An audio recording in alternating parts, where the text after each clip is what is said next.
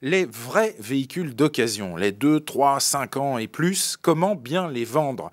Il faut savoir qu'elles représentent plus des 2/3 du marché total du VO en France. Or, chez les professionnels, chez les distributeurs en particulier, 80% du stock, ce sont les VO récents, les moins de 2 ans.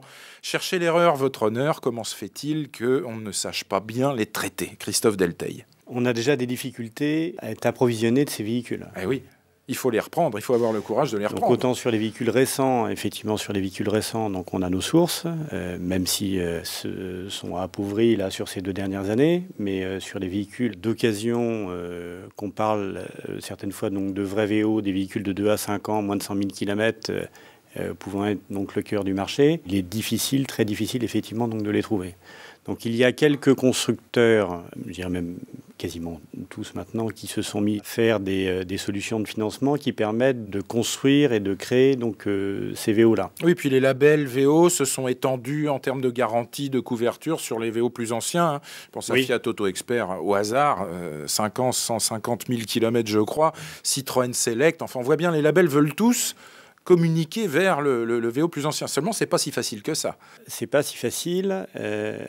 En même temps, je crois que le danger qu'on peut avoir, c'est de vendre des véhicules trop kilométrés et trop anciens. Bien sûr. Parce que trop de frais de remise en état. Il faut remettre, je pense, les choses dans le contexte donc d'un concessionnaire qui, avant tout, vend des véhicules neufs et vend des véhicules récents et s'attache donc à une charte donc de garantie une qualité de préparation. Qualité de préparation qu'on ne peut pas avoir sur un véhicule. Sur des VO plus anciens, pour vous. 4-5 ans et qui a plus de 100 000 km. Ouais. Réaction, André, l'observateur du marché que vous êtes? Multitude de réactions. D'abord, la première, c'est qu'on a inventé dans l'automobile le concept du low cost en VN. On ne l'a toujours pas trouvé en VO. Or, il existe. Il suffit qu'on le mette en place. Vous l'avez rencontré? Non. Aujourd'hui, pas encore. Je pense qu'il y a une vraie place pour le faire. L'autre remarque que j'ai à faire sur cette partie, c'est que les véhicules sont de plus en plus fiables.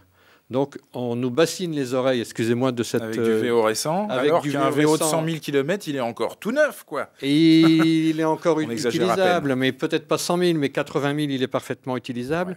Ouais. Et cette amélioration de la fiabilité n'a pas été utilisée en VO. Ouais, le retour LLD en particulier reste un excellent plan. Ford est un constructeur très intéressant, puisqu'il a lancé un programme qui génère beaucoup de retours à 2 ans, 3 ans.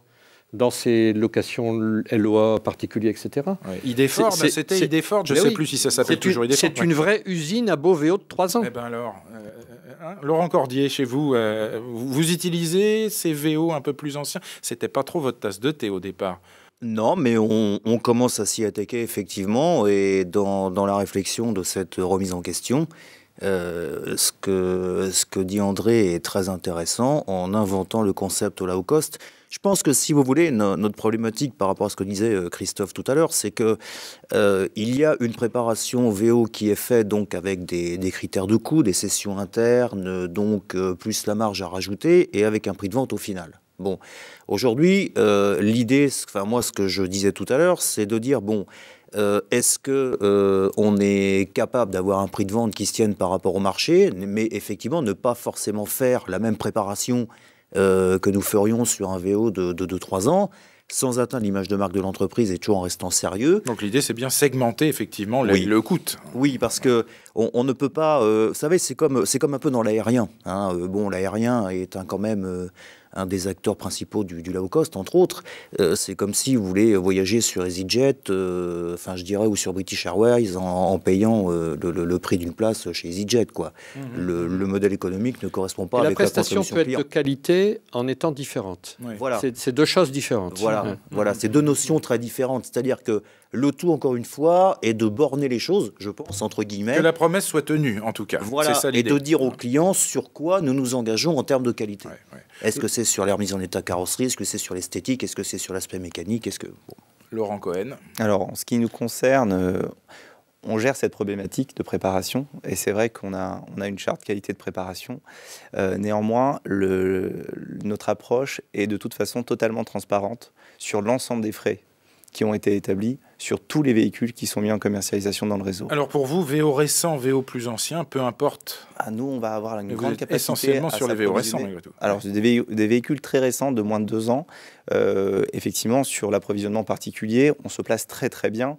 et on a une vraie capacité à s'approvisionner sur ces véhicules de moins de 3 ans qui ont des fortes décotes en reprise concessionnaire bien sûr. et qui, du fait de notre modèle économique et notre totale transparence sur l'ensemble des tâches, et souvent, c'est vrai que sur des véhicules de moins de 3 ans, il n'y a vraiment pas grand-chose à faire pour les rendre conformes à notre charte. Donc, on a une vraie capacité. Pour les véhicules de plus de 5 ans, on rentre, nous, dans une autre problématique. Comme la majorité des véhicules vendus ne sont pas présentés avant la vente, on va rentrer dans des problématiques d'usure du véhicule qui va être beaucoup plus difficile. Donc là, c'est un frein pour vous n'allez pas rentrer dedans. On va peut-être pas y aller, en tout cas, parce que effectivement, la dématérialisation ne s'approprie pas vraiment bien à des véhicules de plus de 5 ans.